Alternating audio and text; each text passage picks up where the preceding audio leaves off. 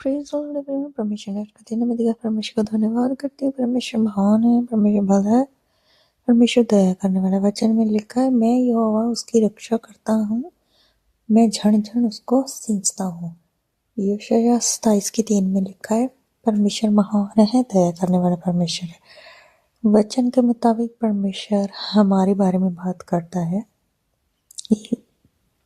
कि वह हमें झण झण सींचता है, वह हमारी रक्षा करता है, वह हमें संभालता है। तो परमेश्वर हमें एक पेड़ के जैसे एक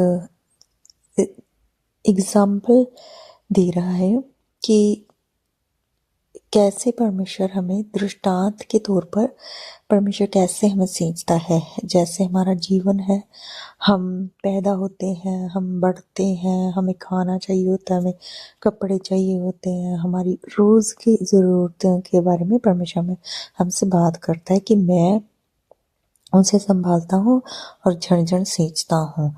जैसे कि एक पेड़ जब हम लगाते हैं, पौधा हम लगाते हैं छोटा सा, जब मान लो एक बीज लगाते हैं तो उसको हम जब जब पानी देते रहते हैं, हम तो मान लो हम बीज लगाते हैं, हम उसको टाइम टू टाइम पानी देंगे, सुबह देंगे, शाम को देंगे, है ना। लेकिन जो परमेश्वर है वो इससे भी बढ़कर हमारी केयर करता है।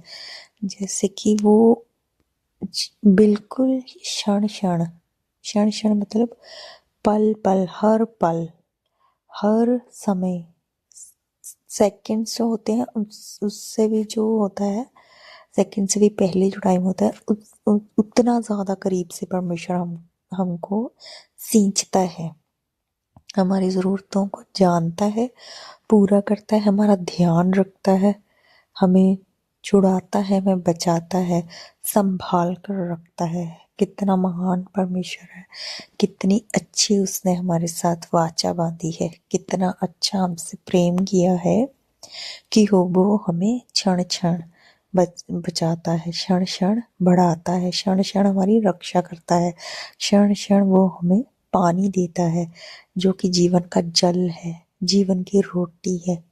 महान है हमारा परमेश्वर, बहुत महान, हमारी समझ से परे, हमारी सोच से परे। वो हमें संभाल के रखता है, हर वक्त हमारी रक्षा करता है। और जो बाइबल है वो ऐसे मतलब हमारे लिए परमेश्वर ने बनाई है, उसमें ऐसे हमारे लिए पवित्र आत्मा जी के द्वारा वचन ऐड किए गए हैं कि हर एक वर्ड में जो है जीवन झलकता है, हर एक वर्ड जो है हमसे बात करता है। और बात कैसे करता है, हमारे ही जीवन के बारे में। जब हम बाइबल पढ़ते हैं या वचन पढ़ते हैं, उसको समझते हैं, तो वो हमारे ही बारे में हमसे बात करती होती है। बाइबल हमारे बारे में हमें बताती है, हमारी कमियों को बताती होती है, हमारी खूबियों को बताती होती है। तो परमेश्वर हमसे डायरेक्टली बाइबल के द्वारा बात करता है।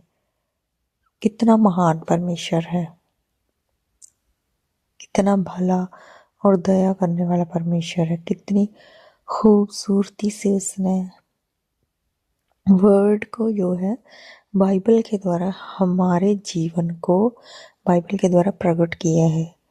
और हमें उसको ही पढ़ना है, पढ़कर उसको समझना है और समझकर कि परमेश्वर हमसे क्या बात करता है, हमारे जीवन में उसको उसी तरह उतारना है।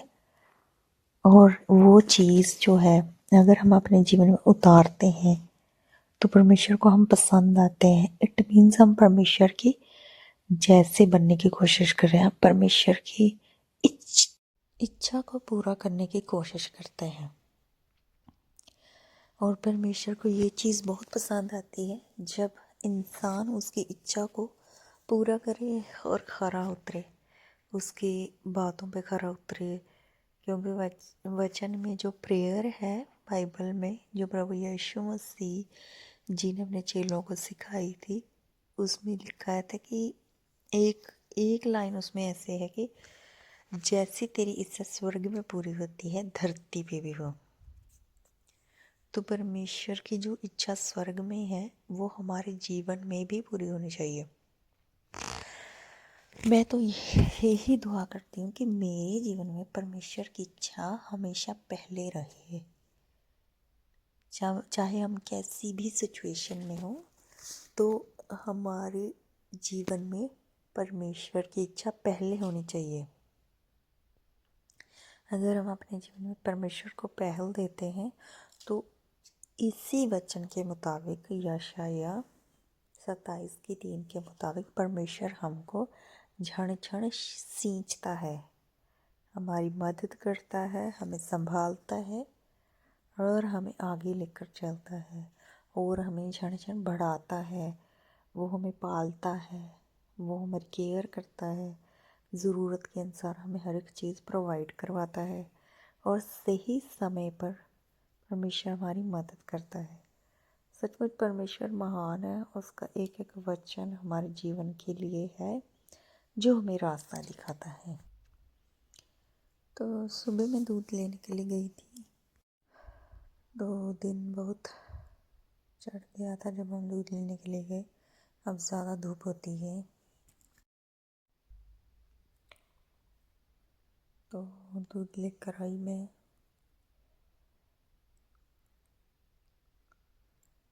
तो काम लगाया हुआ था इन घर पे,